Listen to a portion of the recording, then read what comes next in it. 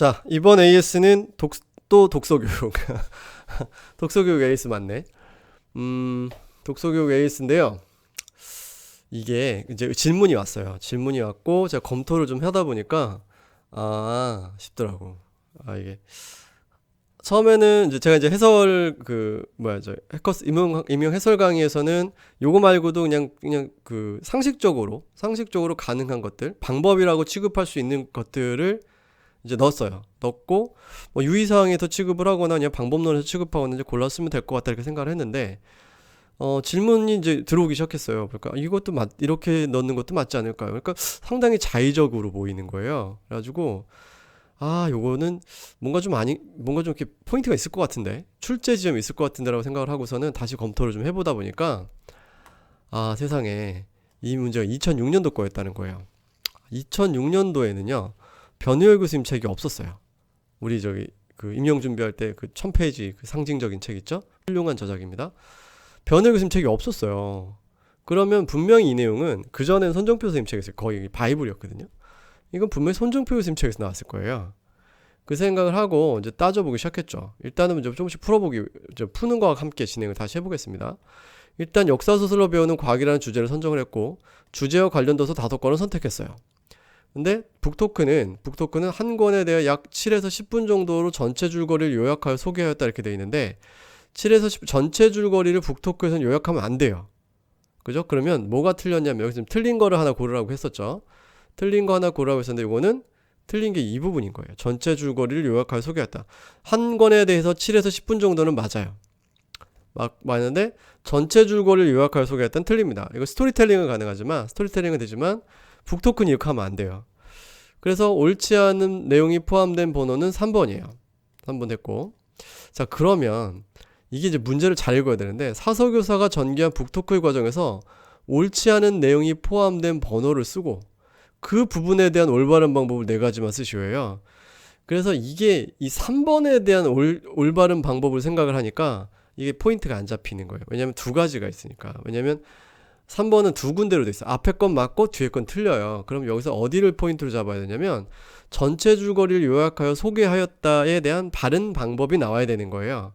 그래서 조금만 미시적으로 한번 들어가 봤더니 손정표 교수님 책의 280페이지에 보면은 제가 교재에다 카페에다 넣어놨습니다.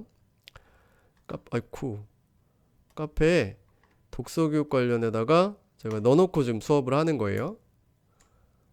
URL을 복사해서 한번 볼까요? URL 복사해서 위치를 알려드릴게요. 참 주소 붙이기 힘드네.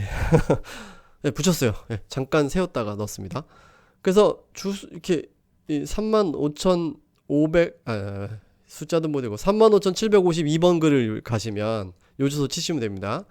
그러면 요게 나와요. 요게 나오는데 보니까 변혜열 교수님 책에 있는 내용은 이래요. 우리가 제가 교재에다 기본적으로 넣었던 게 이 내용이었죠. 이 내용을 넣고선 쭉 검토를 하다 보면은 뭔가 이렇게 잡힐 듯 하면서 안 잡히는 영역이 생겨요. 뭐 요런 데가 좀 여기 같은데 이런 생각 자꾸 들기도 해요. 근데 다시 가보서 밑에 손정표 선생님 쪽에 가보잖아요. 그러면은 아까 잘못했다는 게 뭐냐면 전체 내용을 요약한다 이런 말이었단 말이에요. 근데 여기에 보면 그 말이 있어. 그거와 관련된 내용이 나와요.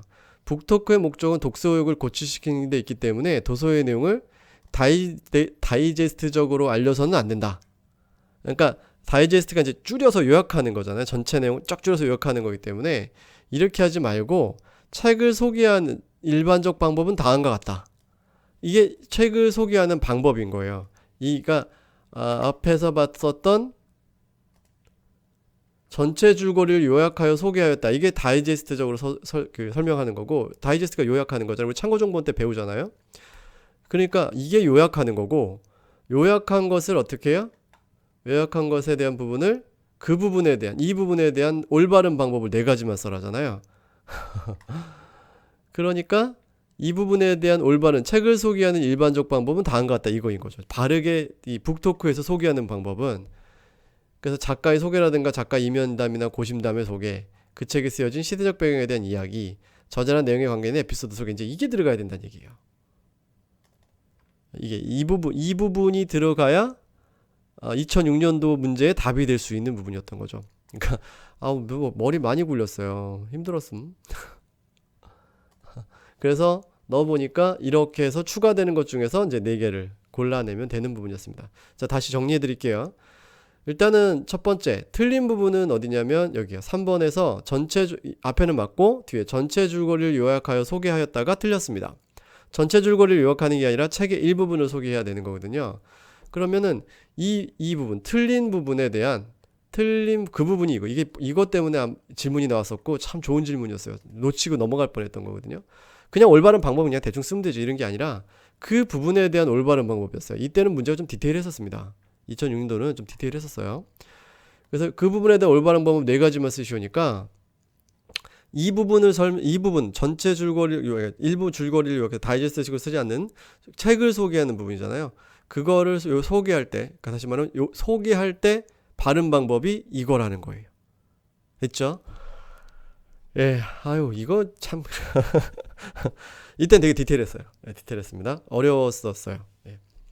자, 이렇게 해서 AS 하나 또 마치겠습니다. 수고하셨어요.